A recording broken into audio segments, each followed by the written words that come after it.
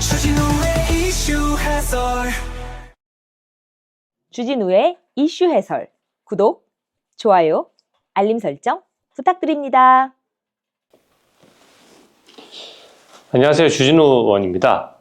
얼마 전에 이재명의 민주당이 대법관 숫자를 14명에서 30명으로 늘리는 법안도 제출하고 추진하겠다고 밝혔습니다. 이게 참 평소 같으면은 정말 이렇게 하기 힘든데 이재명에 대해서 유죄 판결이 이제 대법원에서 나오니까 이제 폭주하기 시작하는 거죠. 대법관의 숫자를 늘리면 다 국민 혈세로 운영되는 것인데 대법관을 늘리는 것도 문제고 대법관의 임명 절차는 헌법에 규정돼 있거든요. 대법원장이 제청하고 또 대통령이 임명하게 되는데 결국은 한마디로 얘기하면 이재명이 본인이 대통령이 되면 16명을 임명해서 현재 대법원도 자기 입맛대로 하겠다. 딱 이거거든요. 찾아보니까 베네수엘라에서 똑같은 일이 일어났었더라고요. 그래서 제가 얼마 전에 페이스북 글도 썼습니다. 베네수엘라의 차베스 대통령이 베네수엘라를 엄청 망쳐놓는 과정에서 제일 먼저 한 일이 이거였거든요. 베네수엘라 당시 제도랑 이런 걸 좀 비교하다 보니까 지금 이재명 포퓰리즘이 베네수엘라가 망해가던 과정에서 있었던 일하고 상당히 비슷해요. 그래서 제가 그 점을 좀 말씀드리려고 하는데요. 그러니까 포퓰리즘하고 극단주의 이런 게 닮았어요. 지금 막 대법원장 포함해서 대법관 10명 한꺼번에 막 탄핵하겠다라고 해서 탄핵을 준비한다라고까지 하잖아요.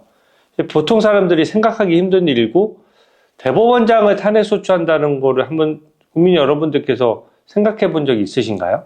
개인 비리도 전혀 없으신 분이고 대법관 그만두고 변호사 개업도 안 하고 후학을 가르치기 위해서 학교로 가신 분이어서 재산도 별로 안 될 뿐더러 굉장히 청렴한 분인데 조희대 대법원장을 딱 이유가 하나죠. 민주당의 아버지 이재명에 대해서 유죄 판결을 내렸다. 이거 딱 하나만 가지고 대법원장 탄핵하겠다, 대법관 10명 다 탄핵하겠다, 대법관을 30명으로 늘리겠다. 이게 이제 사법부를 장악해 하려고 이제 수를 쓰는 것입니다. 베네수엘라가 저도 잘 몰랐는데요. 그냥 원래 못 사는 나라인 줄 알았거든요. 그게 아니고 세계 제1의 원유 매장량을 가지고도 파산한 나라예요. 전 국민의 95% 가까이가 극빈층이라고 할 만큼 하루 2달러로 생활을 해야 될 정도로 굉장히 지금은 힘들어졌거든요. 근데 대표적으로 포퓰리즘으로 망한 나라를 얘기할 때 보통 베네수엘라를 예를 들죠. 이 차베스 대통령이 독재를 하면서 불과 몇 년 만에 베네수엘라를 이렇게 확 망쳐놓은 겁니다. 그때가 쉽게 얘기하면 국제 유가가 상승하던 시기에 벌어둔 돈을 미래 세대에 투자하거나 산업질서 재편에 투자하거나 이렇게 해야 되는데 다 무상 시리즈를 했어요. 돈을 이제 나눠준 겁니다. 저희가 이재명 하면 딱 떠오르는 정책이 뭡니까? 지금은 자꾸 이제 국민들 눈치 봐가지고 보수로 우클릭 하는 것처럼 하다 보니까 그 얘기를 잘 안 하는데 기본사회위원회라는 걸 만들었어요. 기본소득. 근데 기본소득이라는 게 말이 좋아서 그렇지 국민들에게 똑같은 금액을 나눠주겠다는 거거든요. 그러면 전 국민 예전에 25만 원 나눠주고 이런 부분도 나눠주면 돈 받으면 좋죠. 근데 고수익자인 뭐 변호사, 변리사, 회계사, 대기업 임원들이 왜 25만 원을 받아야 됩니까? 그러니까 이게 복지를 하려면 선별적 복지를 해야 되는데 보편적 복지를 하면서 보편적 복지를 할수록 돈을 풀수록 당장 인기에는 영합할 수 있는데 그게 지속 가능하지 않은 거거든요. 그리고 돈을 풀게 되면 이게 당장 25만 원을 받는 사람한테도 손해인 것이 돈이 풀리면 다 아실 겁니다. 인플레이션이 일어나고요. 나라 빚이 늘어나면 우리 대외 신인도가 떨어질 수밖에 없잖아요. 문재인 정부 때 우리가 국가 부채가 총 400조 규모였는데 그냥 5년 동안 600조 규모였는데 한 5년 동안 400조를 늘려가지고 1000조 원 가까이로 만들어 버렸어요. 그러니까 그렇게 되면 어떻게 되냐? 국채가 많고 그 국채 비중이 높아지면 이자를 더 많이 내야 돼요. 우리 은행에 가면 제가 생애 첫 대출로서 아무런 빚이 없을 때랑 빚이 쌓여 있을 때랑 이율을 달리하지 않습니까? 똑같은 원리예요. 우리나라가 국가 부채가 많으면 국채를 발행하는데 비용이 더 들고 거기에 따른 이자가 더 높아지는 거거든요. 환율에 있어서도 손해를 봅니다. 환율에 있어서 미국 같은 경우에는 국력이 세고 경제 규모가 크니까 기축통화처럼 하고, 일본도 미국 국채나 이런 것들을 많이 가지고 있으니까 상당히 이제 그 환율에 있어서 방어도 좀 쉽고, 또 경제에 있어서도 미국하고 협상할 때도 미국 국채를 많이 들고 있는 것들이 협상력을 좀 높이는 요소거든요. 근데 우리나라 같은 경우에는 지금 나라 빚이 늘어나면서 기본적으로 환율에도 종전보다는 취약한 구조가 되는 것이죠. 그래서 재정 건전성을 그래서 얘기하는 겁니다. 재정 건전성이 무너지면 미래 세대의 빚을 지우고 현재 세대가 잘 먹고 잘 사는 게 아니라 당장 현재 세대부터 문제가 생겨요. 그러니까 왜 이렇게 물가가 오르지? 왜 이렇게 집값이 오르지? 하는 것들이 다 돈이 풀리면서 나오는 현상이고, 그게 우리 아들, 딸들이 다 갚아야 되는 빚이고, 또 그걸로 인해서 환율이 올라가면 다 지금 식료품 값이 왜 급등하고 있습니까? 환율이 올라서 그런 것이거든요. 그래서 그런 것들 때문에 지금 이재명표 그 기본 정책들, 기본 주택도 주겠다. 주면 좋죠.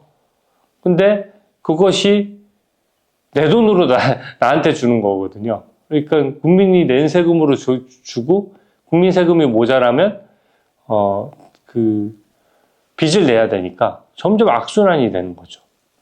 그래서 이게 지금 AI 산업 등으로 산업 질서가 재편되기 때문에 사실 정부가 미래 먹거리를 제대로 개발하는데 투자하지 않으면은 우리가 지금 반도체, 자동차, 철강, 화학, 기존의 효자 그 산업들이 지금은 여전히 경쟁력을 가지고 있지만 중국도 영업기밀 같은 거 빼내가면서 기술적으로 많이 따라왔고요. 또 이제 미국을 중심으로 한 기술 패권주의가 좀 심해지면서 그 AI 산업 같은 것도 지금 우리가 지금 반도체처럼 절대적인 우위를 점하고 있지 못하거든요. 이런데 돈이 엄청나게 드는 겁니다. 그래서 이걸 지금 잠깐 소위 말하는 허리띠를 졸라매고 좀 어느 정도의 선투자를 해줘야 우리도 그렇고 우리 세대도 그렇고 우리 미래 세대도 희망이 있고 선순환 구조가 되는 것이거든요. 근데 지금 이재명 후보가 보수라고 막 얘기하면서 기본사회위원회는 그대로 두고 또 전 국민에게 다 나눠주겠다. 말은 좋지만 전 국민 나눠주는 거 전부 다 빚이고요. 베네수엘라가 딱 하던 거예요. 그게 전부 웬만한 건 다 무료로 바꿨습니다. 그러니까 일반 국민들은 그 당시에는 좋아서 박수 쳤죠. 그래서 결국엔 재정 파탄으로 이어진 것이고요. 이게 지금 당시에도 이런 무차별 복지 정책들이 왜 견제가 안 되냐면 좀 어느 선을 넘었을 때 입법, 사법, 행정이 각각 좀 상권 분립이 이루어지면서 해야 되는데 이게 지금 그 당시에는 전혀 이루어지지 않았어요. 돈을 많이 푸니까 차베스가 입법부도 장악을 했고요. 거기다가 자꾸 사법부에서 뭔가 제동을 거니까 어떻게 했냐면 대법관 수를 20명에서 32명으로 늘리고 그 32명을 전부 본인의 추종자로 채웠어요. 그러니까 대법원 판결이 한 번도 정부의 무리한 정책에 제동을 걸지 않는 겁니다. 정부의 정책이 기본권을 침해하든 재정 준칙을 어기든 다 대통령 편을 들어주는 거예요. 그러니까 사법부가 있으나 마나한 거죠.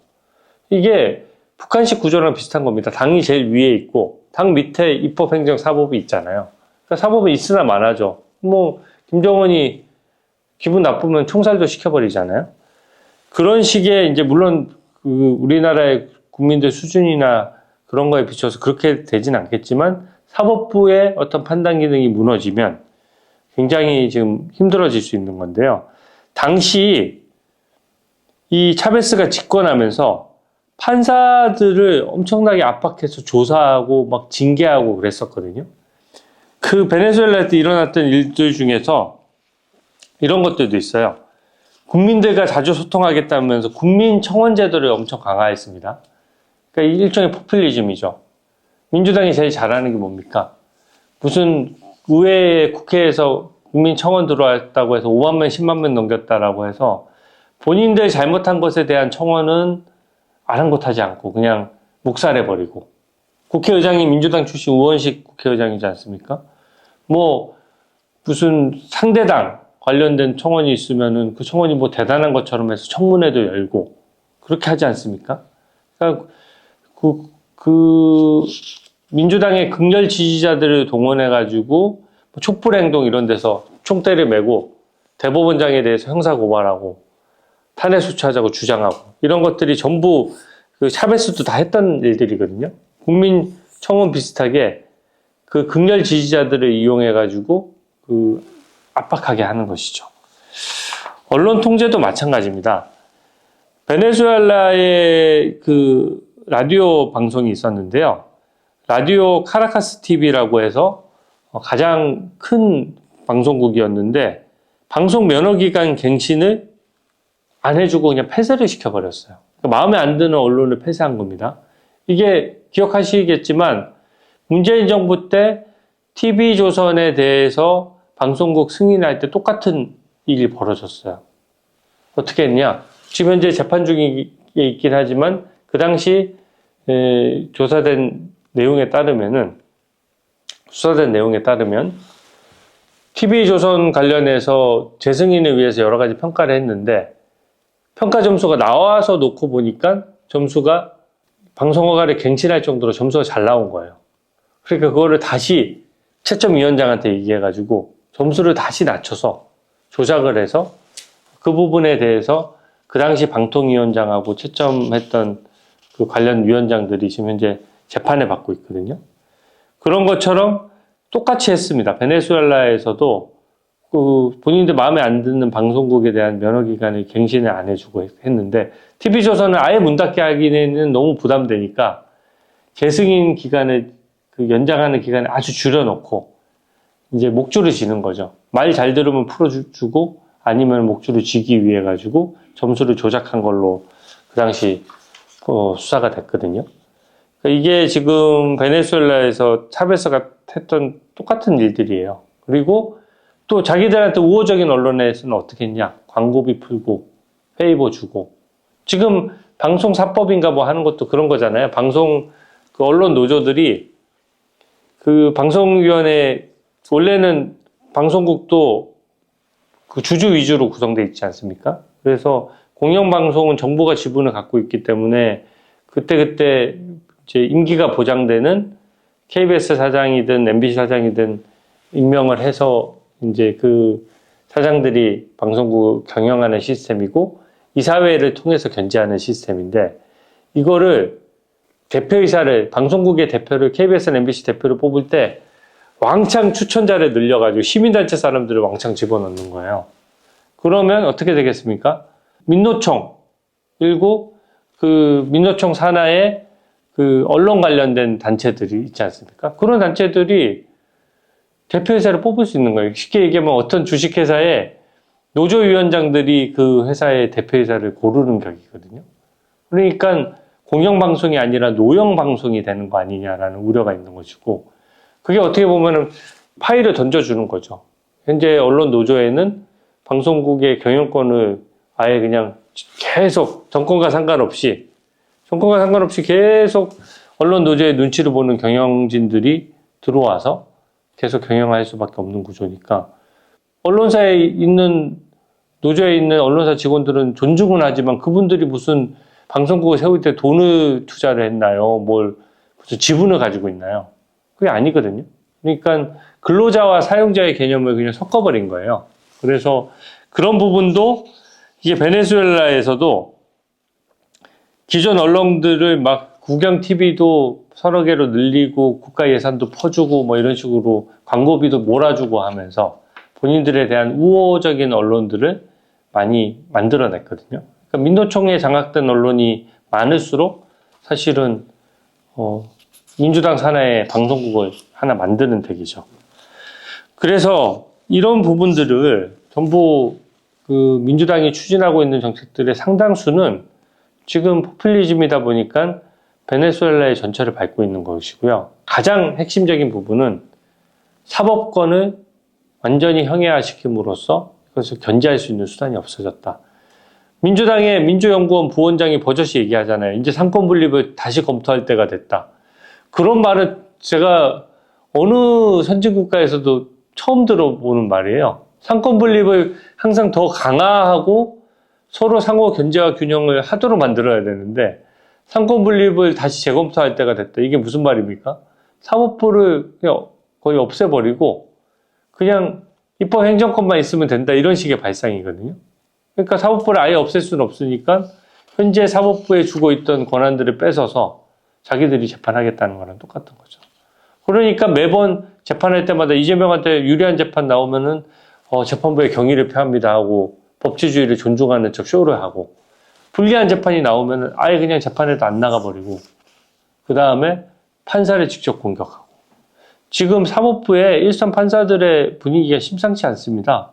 벌써 법원에 계신 분들은 굉장히 명예도 중시하고 또 기본적으로 사법부 독립을 중시하기 때문에 어떤 정부의 조치에 대해서 별로 얘기를 안 하거든요. 근데 벌써부터 이게 법원의 재판 절차, 재판 일정을 가지고 국회에서 굉장히 사법부를 직접 공격하는 것에 대해서 굉장히 비판의 목소리가 지금 터져나오고 있거든요. 저는 이것들이 다 의도적으로 이루어지고 있는 것들이기 때문에 결국 우리나라에 지금 현재 잘 돼 있는 헌법 시스템을 지금 망치고 있다는 생각이 들고요. 급기야는 이재명 같은 경우에는 자기가 대통령 되면 예산권을 대통령실에 배속하겠다는 거거든요.